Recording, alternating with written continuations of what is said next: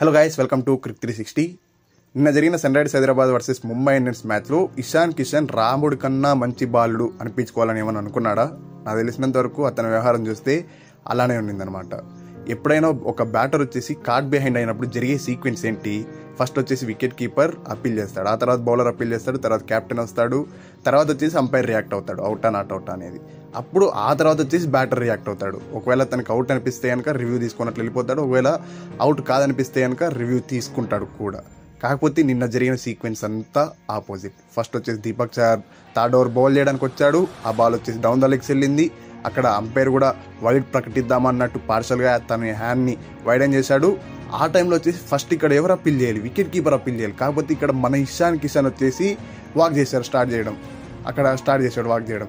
So ఆ తర్వాత వచ్చేసి ఇంకా హార్దిక్ పాండ్యా వచ్చేసి అప్పీల్ చేశాడు అవుట్ అని. ఆ తర్వాత బౌలర్ అప్పీల్ చేశాడు, తర్వాత ప్లేయర్స్ అప్పీల్ చేశారు, ఇంకా అంపైర్ చివరిగా అయితే హ్యాండ్ రైజ్ చేశాడు అవుట్ అని. ఇక్కడ వికెట్ కీపర్ మాత్రం ప్లేలోకే రాలేదు. ఫస్ట్ అతను ఏదో నార్మల్గా ఇప్పుడు బాల్ని టేక్ చేస్తారు కదా, పిక్ చేస్తారు కదా, అట్లా మామూలుగా బాల్ని అయితే పిక్ చేసి మామూలుగా త్రో చేశాడు.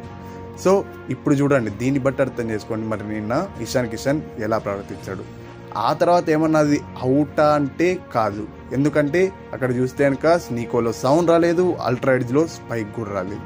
మరి ఇలా ఇషాన్ కిషన్ ఎందుకు చేశాడు అంటే అది ఎవ్వరికి తెలియని ప్రశ్న. ఒకవేళ అనొచ్చు అతనికి ఎవరికి వినపడని సౌండ్ వినిపించింది అంటే, అక్కడ చూస్తే కనుక బాల్ కూడా కొద్ది దూరంగానే ఉండింది. ఇది అల్ట్రా ఎడ్జ్లో చూస్తే కనుక స్పైక్ కూడా చాలా కొద్ది దూరంగానే ఉండేది, అంటే బాల్కి వచ్చేసి బ్యాట్ కొద్ది దూరంగానే పాస్ అవుతుంది. మరి ఇషాన్ కిషన్ అట్లాంటి టైంలో ఎందుకు చేశాడు? పోనీ ఏమైనా టీం మంచి పొజిషన్లో ఉండిందా అంటే 2 ఓవర్స్లో రన్స్ కూడా వచ్చింది. అప్పుడప్పటికే ఇంకా 12 రన్స్ మాత్రమే వచ్చాయి. అప్పటికే ట్రావిస్ హెడ్ వికెట్ కోల్పోయి ఉన్నారు. మరి ఇషాన్ కిషన్ యొక్క ఫామ్ ఏమైనా రీసెంట్గా బాగుండిందా అంటే లేదు. అతను ఫస్ట్ ఒక సెంచరీ వేసిన తర్వాత లాస్ట్ 7 మ్యాచెస్లో 33 రన్స్ మాత్రమే వేశాడు. అందులో కూడా 5 టైమ్స్ సింగిల్ డిజిట్కే పరిమితమైపోయాడు. మరి ఇట్లాంటి టైంలో ఇషాన్ కిషన్ ఇట్లా ఎందుకు చేశాడు అంటే నాకైతే అర్థం కావట్లేదు. ఏదైనా గేమ్ అయితే ఫేర్గా ఆడాలి. అక్కడ జరగని టైంలో కూడా, అంటే ఇప్పుడు మీరు అవుట్ కాని టైంలో కూడా ఫేర్గా ఆడడం అంటే నాకైతే ఇది ఏదో నచ్చట్లేదు. మరి దీనికి ఇషాన్ కిషన్ యొక్క మైండ్లో ఏం మెదులుతుందో కూడా నాకైతే అర్థం కావట్లేదు.